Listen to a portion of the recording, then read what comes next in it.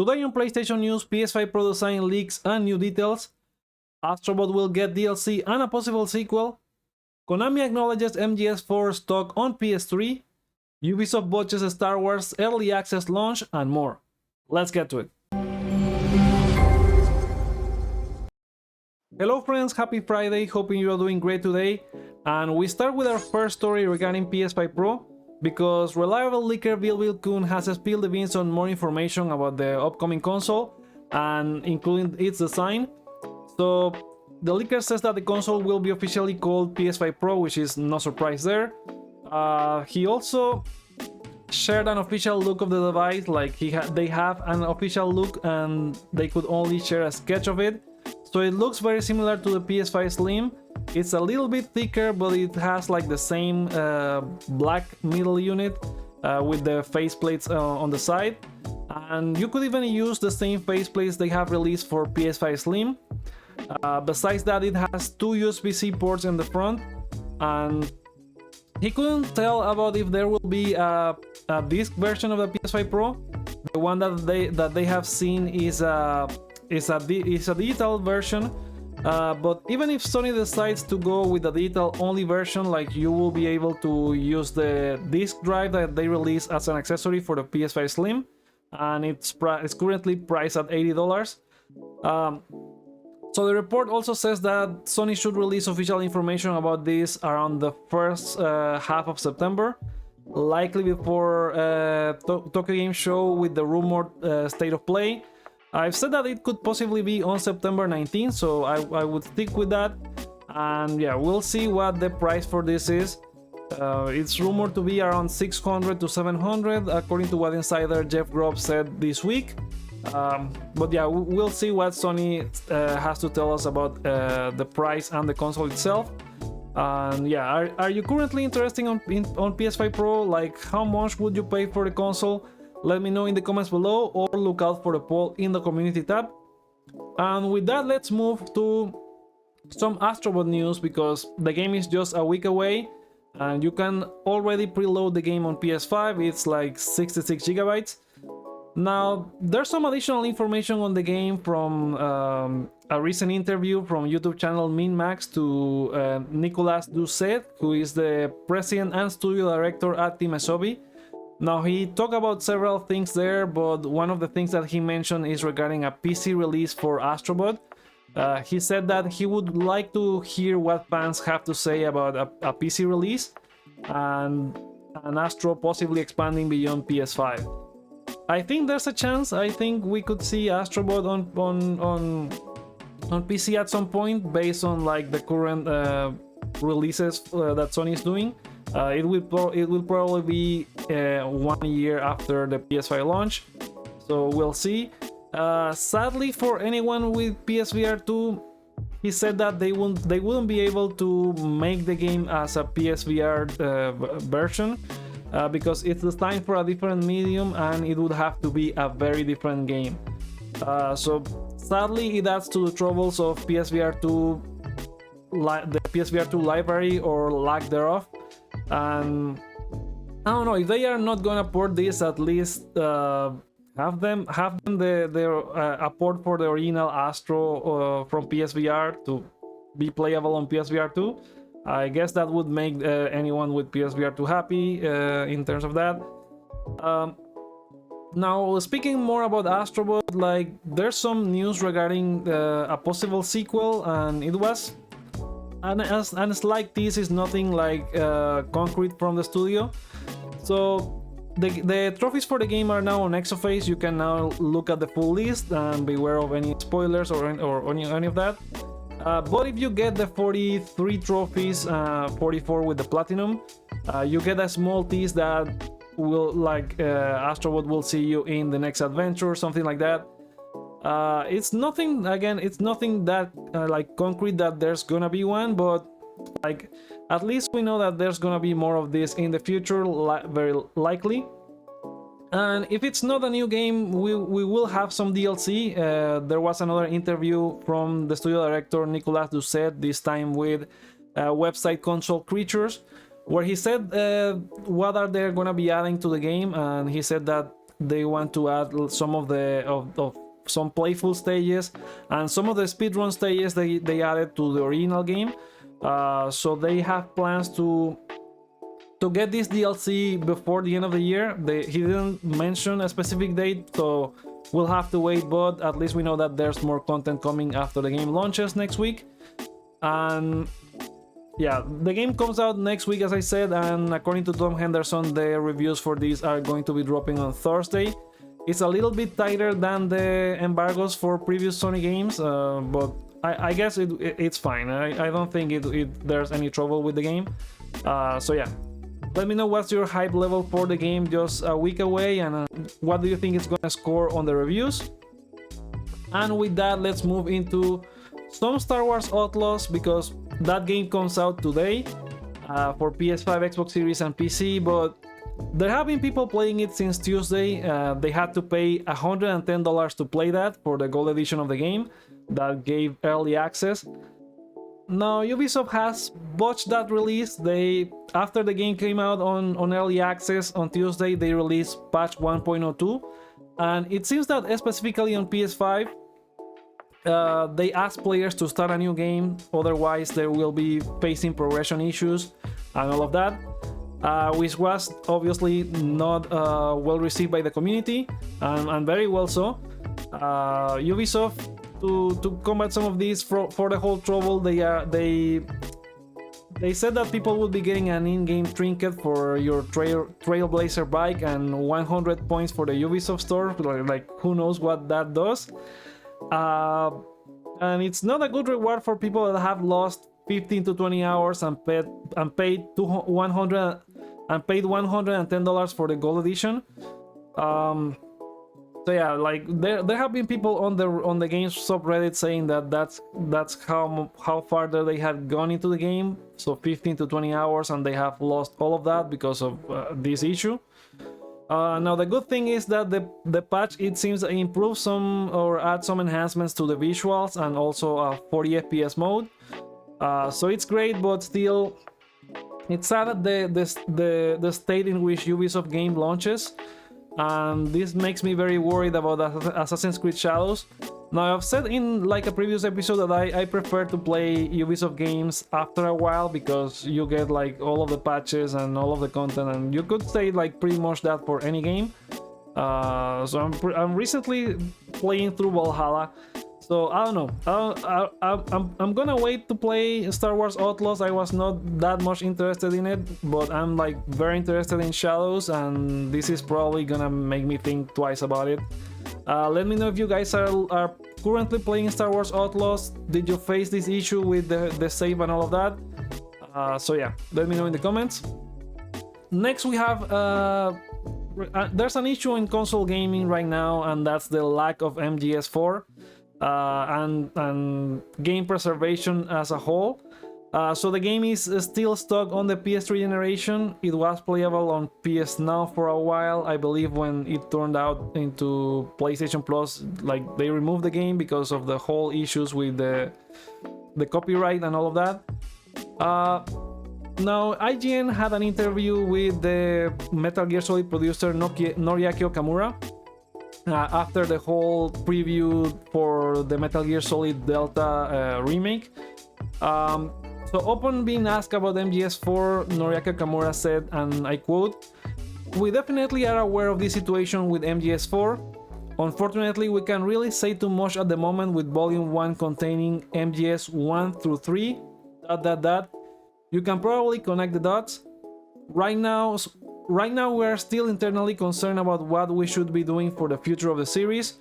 So sorry we can't really reveal anything at the moment, but stay tuned." Now last year there was some evidence on the Metal Gear Solid Collection website that there was like some behind code for the website indicated that there were some placeholder buttons for MGS4, MGS5 and Peace Walker. So people have been taking that as a hint that the volume 2 should be coming at some point. I guess like they should be doing a volume 2. They have been doing collection for all of their games. Castlevania has like 3 different volumes now with the DS versions out this week. So yeah, it's very likely that they will release a MGS4 at some point, but they can still talk about it. And it will be very interesting because like we know that PS3 games, like the code for those games were a bit troublesome and regarding to either backward compatibility or being ported, so they will likely have to remake the whole thing. And yeah, we'll see. Hopefully we get Metal Gear Solid 4 at some point, and we remove the shackles of the PS3 from this game.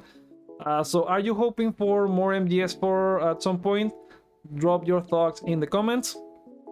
Now let's move into some quick fire stories, and we're gonna still talk about another Kojima game, this time with Death Stranding 2. So the creators shared a new update on their work for Death Stranding, and they are like looking at all the bits and pieces. He said that they are currently like play testing, and they are checking for like gameplay, map, enemies, events, UI, graphics, VFX, sound, animation, all of that. He later explained that it's not like the game is completely done. They are looking at putting everything together, and then they can move into balancing and all of that.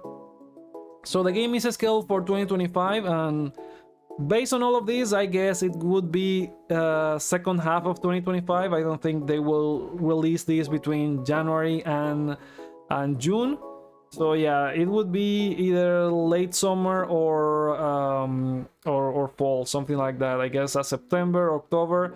That is if the game doesn't get delayed to early 2026. So we'll see. The last they said is 2025, and we'll see if they show anything for the state of play, the rumored state of play that is coming. And if they show anything on PS5 Pro, maybe we can start thinking about a release window or anything like that. But this picture also generated some speculation online because of what Kojima was hiding behind the monitor.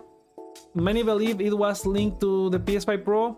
Maybe it is, maybe it's something else. But yeah, who knows? People was wondering what's behind the desk. So let me know what you think he's hiding behind that. Next, we have the announcement for PlayStation Plus. So Sony announced the monthly games this week, and you can redeem them from September 3 until 30. We are getting Harry Potter Quidditch, MLB The Show 24, and Little Nightmares 2, all of them for PS4 and PS5. And yeah, this is your last chance to also claim the August games, which included Lego Star Wars The Skywalker Saga, Five Nights at Freddy's Security Breach, and Ender Lilies.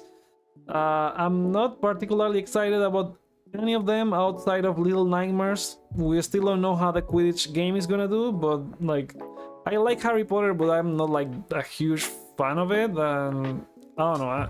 We'll see what the game does. So based on that, I will probably give this 3 out of 5 maybe. And I also had the poll on the community tab, and you guys voted. We have only 23 votes so far, but 39% of you gave it also 3 stars.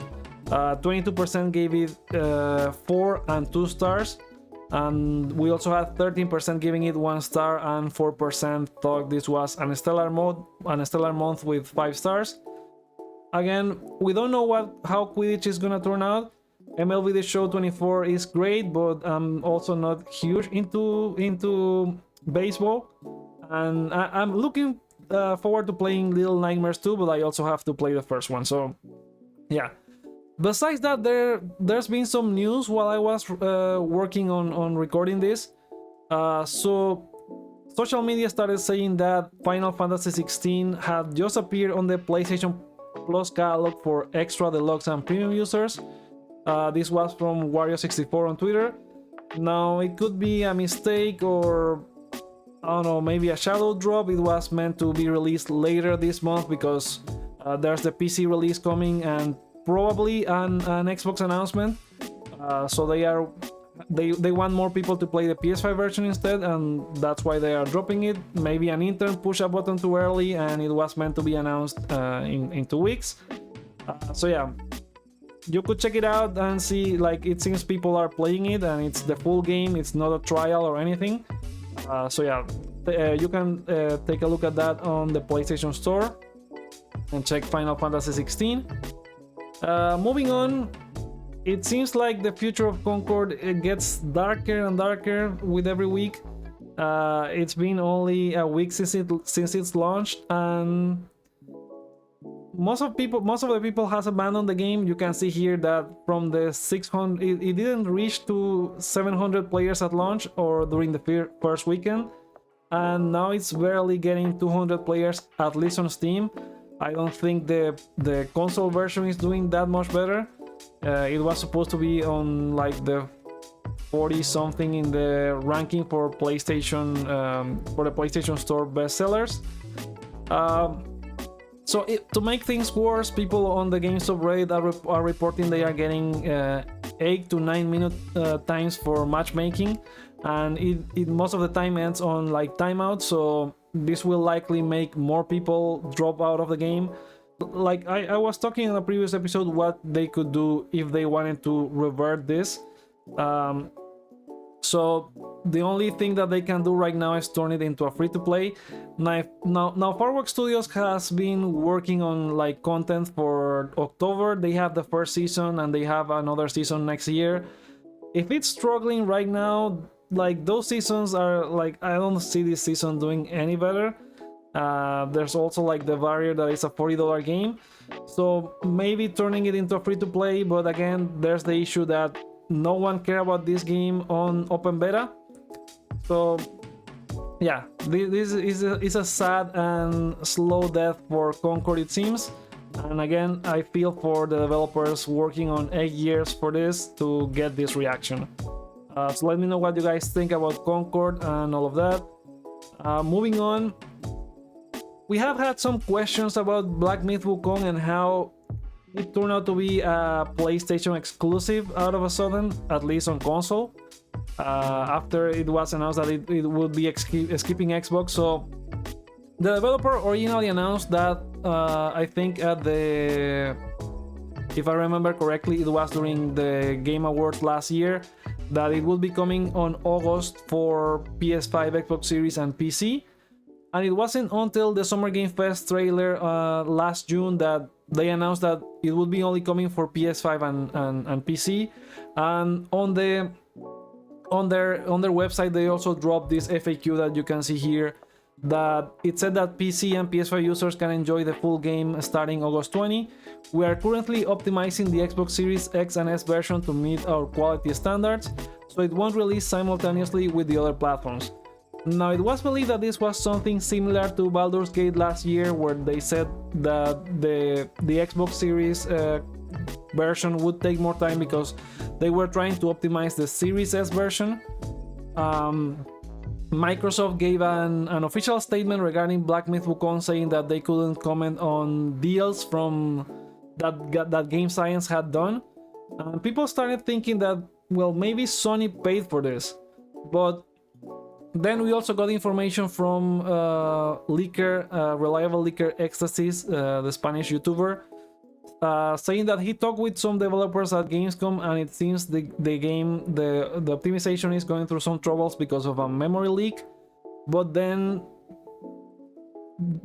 Forbes and IGN have made some digging, and they have some sources saying that there was no memory leak reported to IGN, and there's indeed a deal between Sony and Game Science for the game to be exclusive. That's what they are saying. Now, it's unclear why Sony paid for an exclusive and didn't even bother to announce it. Like they usually don't shy away from announcing that something is exclusive. We have had it with the Stellar Blade, with the Final Fantasy games. They even put it in the below the trailer what's the span for the exclusivity, because they are required by law, I guess. So yeah, it seems that it was indeed a Sony deal between them and Game Science to get the game exclusive. And IGN has supposedly reached both Sony and Game Science for an answer, and so far, as of recording, they have not replied. So yeah, we'll see what's happening with this. Hopefully, Xbox players don't have to wait that long.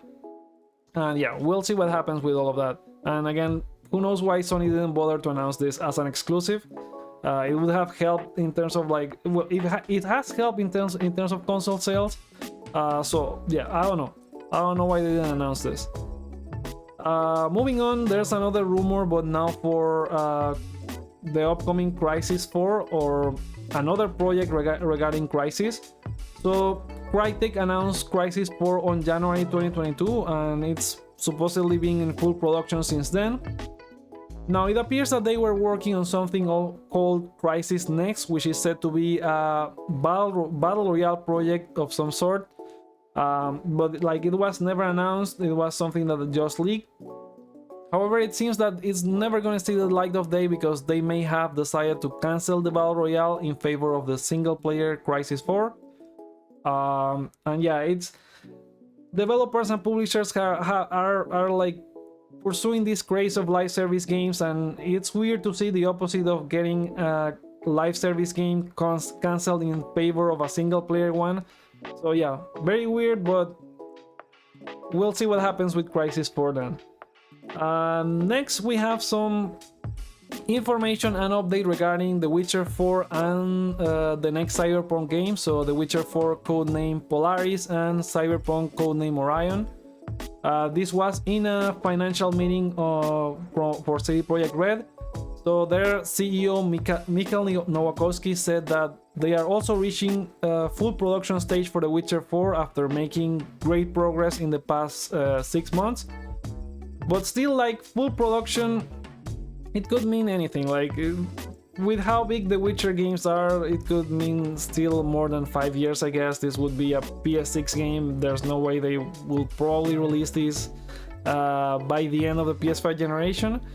And meanwhile, like, the Boston studio is also working on codename Orion, the Cyberpunk 2.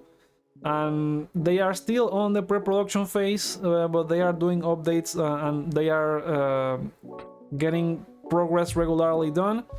So yeah, this is further away. It's probably end of PS6 if anything.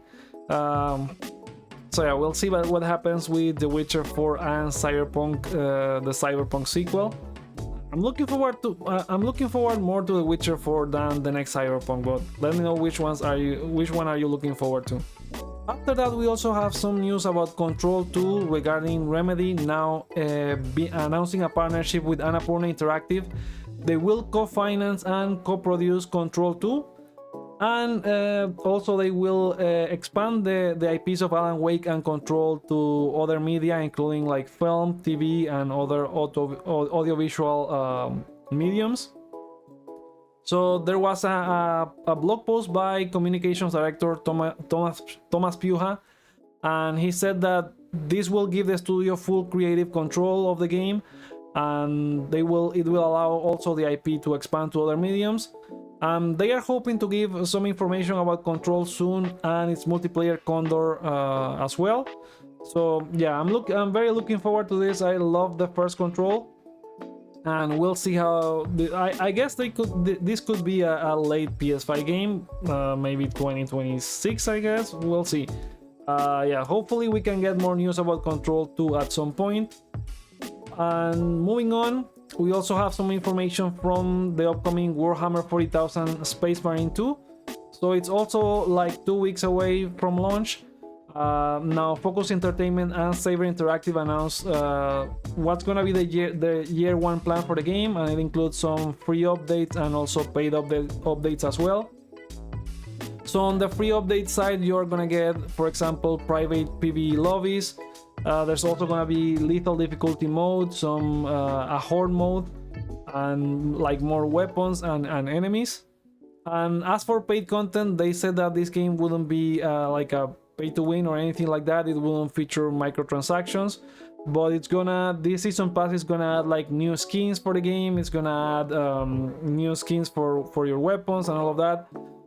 I think they didn't say a price for the season pass, but probably what you would expect from an industry standard. Now they also dropped an FAQ for the game telling what they could expect on how the game would run on console and on PC. At least on PS5 and Xbox Series, it will have two modes: 4K resolution, 30 FPS quality mode, and also a performance mode with 60 FPS running at 1080p with up to 60 FPS. The DualSense support is gonna be half baked in, so it's gonna have some support for the adaptive triggers, but it's not gonna have haptic feedback, at least at launch. And furthermore, the game supports full crossplay and cross saves, and you can start preloading the game on September 3rd if you have the Gold Edition, or if you pre-order the Gold Edition, and on September 7th if you pre-order the Standard Edition.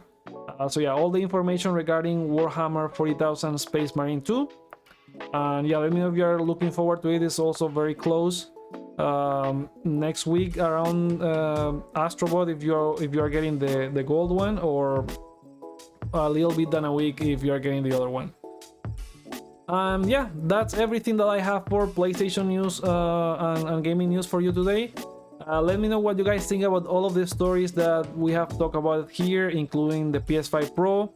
How much are you willing to pay for the PS5 Pro, and does it interest you? What do you think about Konami looking forward to getting MGS4 for more people in modern consoles? What do you think about the whole batch for Star Wars Outlaws? And what do you guys think about Astrobot getting more DLC soon? And possible a PC version, we'll see. So remember that all of the sources, you can find them in the description below. And yeah, if you enjoyed this video, consider giving it a thumbs up and subscribing for more. So thank you guys for watching, and I'll see you on the next one.